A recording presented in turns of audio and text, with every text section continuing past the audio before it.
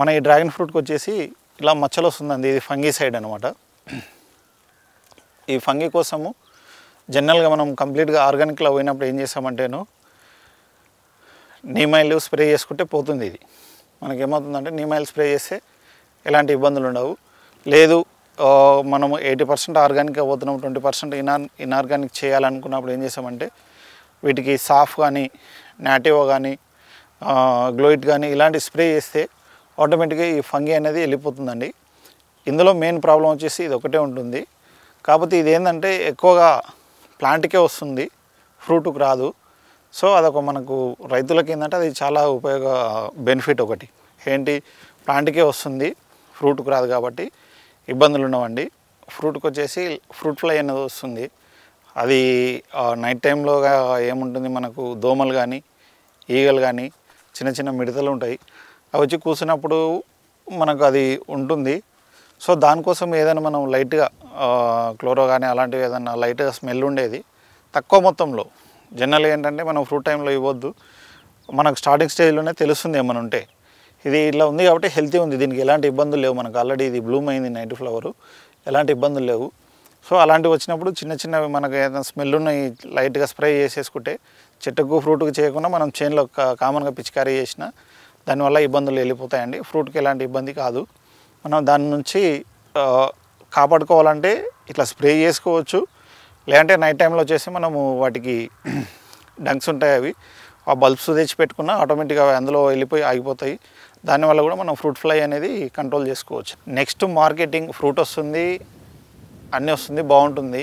Marketing పరిస్థితి అని ఆలోచన చేసే వరకు చాలామంది భయపడుతున్నారండి. దాని గురించి మనం ఇప్పుడు భయపడవలసిన అవసరం లేదు. మన దగ్గర ప్రజెంట్గా ఫార్మింగ్ చేస్తున్న డ్రాగన్ ఫ్రూట్ ఫార్మింగ్ చేస్తున్నది జస్ట్ ఒక 2 నుంచి 3 వేల ఎకరాలు చేస్తున్నారండి. ఓవరాల్ ఇండియా వైజ్గా తీసుకుంటే 2 to 5% ఉంది. మనం అదే వియట్నాం కానీ అమెరికా కానీ చైనా కానీ ఇలాంటి దేశాలు తీసుకున్నప్పుడు మన వియట్నాం జీడిపి డిపెండింగ్ 60% ఓన్లీ దీనిపైనే డిపెండ్ అయి ఉందండి. సో అలాంటప్పుడు మనం ఎన్ని లక్షల ఎకరాలు పెట్టినప్పుడు మనకు ఎఫెక్ట్ అవుతుంది. ఇది పెద్ద మనం పెట్టేది ఏ రైతులు పెట్టినా 2 ఎకరాలు 3 ఎకరాలు పెడుతున్నారు, మా అంటే 5-10 పెడుతున్నారు, అంతకు ఎక్కువ పెట్టట్లేదు. ఎందుకంటే మెయిన్ రీజన్ వచ్చేసి ఇనిషియల్ అమౌంట్ ఎక్కువ కాబట్టి అలా పెడుతున్నారు. సో మార్కెటింగ్ గురించి ఇప్పుడున్న ఒక ఫ్యూచర్ 5 years వరకు కూడా ఎలాంటి ఇబ్బందులు ఉండవు. ఎందుకంటే ప్రజెంట్ మా ఫామే తీసుకుంటేను, మా ఫార్మింగ్లో మేము ఎప్పటికీ ఒక 5 టన్నుల ఫ్రూట్ తీయడం జరిగింది. 5 టన్నుల ఫ్రూట్ తీసుకుంటే మేము ఏ రోజు కూడా 1 కేజీ కూడా బయటికి తీసుకుపోయి మేము అమ్మలే అండి. డైరెక్ట్గా వాళ్ళే వస్తున్నారు, మన హైదరాబాద్ నుంచి కానీ లేదంటే గుంటూరు కానీ కర్నూలు కానీ ఇలా చాలా ప్రదేశాల నుంచి వచ్చి వాళ్ళే మాకు కంటిన్యూగా కాల్స్ వస్తున్నాయి, మాకు ఫ్రూట్స్ కావాలని. మేము ప్రజెంట్ ఉన్న మార్కెట్లో 120 నుంచి 150 హోల్సేల్ ఇస్తున్నామండి. అది కూడా మేము అక్కడ పోయి వాళ్ళ దగ్గర నిలబడి లేదంటే అది చేసి వాళ్ళకి అమ్మట్లేదు. వాళ్ళు నేరుగా మా ఫామ్కి వచ్చి వాళ్ళే తీసుకొని వెళ్తున్నారు. ఒక రకంగా చూసుకుంటే ఇది హెల్త్కు చాలా మంచి ఫ్రూట్గా దీన్ని చూసుకొని ఈ ఫ్రూట్ తినడానికి చాలా అనువుగా మంచిగా ఉంటుందని చెప్పేసి గ్రహించినాం అన్నట్టు. ఇదంతా పెట్టినప్పుడు ఫస్ట్ స్టార్టింగ్లో మాకు కూడా ఏంది అర్థం కాలే ఈ తోట గురించి. దాని తర్వాత వీళ్ళు సాగు చేసేదాన్ని చూసి మేము కూడా సాగు చేయాలనుకుంటున్నాము.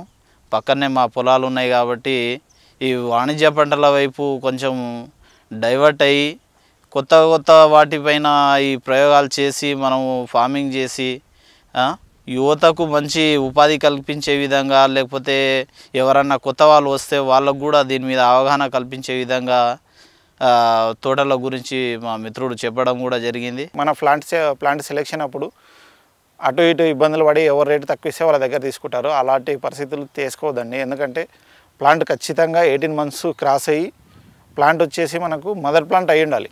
అంటే మనం ఏ స్టెమ్ అయితే తీసుకుంటున్నామో ఆ స్టెమ్కు ఫ్రూట్ కట్ అయి ఉండాలి. అవుతేనే అది తొందరగా గ్రోత్ అవుతుంది, తొందరగా మనకు ఫ్రూటింగ్ వస్తుంది. సో అలాంటిది లేకుండా మనం చేసినామంటే గ్రోత్ అవ్వదు. మేము ఆల్రెడీ ఇక్కడ మాకు దగ్గరలోనే ఒక తంగెలపల్లి ఆలంపల్లి అలా ఉంటుంది, అక్కడ ఎక్స్పీరియన్స్ చేసామండి. ఎందుకంటే వాళ్ళు ప్లాంట్ మనకు తక్కువ రేటుకి వస్తుందని తెచ్చిపెట్టారు. మేము పెట్టి 2 years అవుతుంది, వాళ్ళు పెట్టి 5 years అవుతుంది. వాళ్ళ దగ్గర ఇప్పటి వరకు కూడా ఒక కాయ కాయలేదు, ఒక పువ్వు పూయలేదు. చెట్లు మొత్తం బర్న్ అయిపోయి ఎల్లో అయిపోయినాయండి. సో అలాంటి వాళ్ళకు మేము చేసే రిక్వెస్ట్ ఏంటంటే, మీరు ఎక్కడైతే ప్లాంట్లు తీసుకోవాలనుకుంటారో అక్కడ వెళ్ళి ప్లాంట్ తోట చూడండి, వాళ్ళ ఫ్రూట్ టేస్ట్ చూడండి.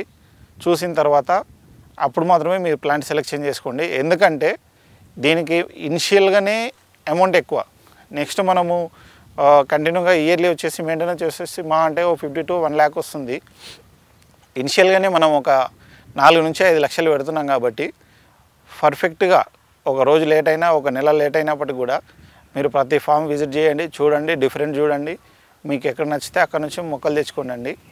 మేము కూడా ఈ ఇయర్ మనకి ఆల్రెడీ 18 months క్రాస్ అయ్యి 2 years క్రాస్ అవుతుంది కాబట్టి 3rd yearలోకి ఎంటర్ అవుతున్నాం కాబట్టి మా ఫామ్లో కూడా నెక్స్ట్ అక్టోబర్ నవంబర్ నుంచి మేము కూడా ప్లాంట్స్ ఇస్తున్నామండి. మీకు ఎవరైనా ఇంట్రెస్ట్ ఉంటే వచ్చి మా ఫామ్ని విజిట్ చేసి తోటను చూసి పండు టేస్ట్ చూసి మీరు నెక్స్ట్ ఒకవేళ ప్లాన్ చేసుకుంటే మీకు కావాల్సిన సజెషన్స్ కానీ ఏమైనా డౌట్స్ ఉన్నా క్లారిటీ ఇస్తాము.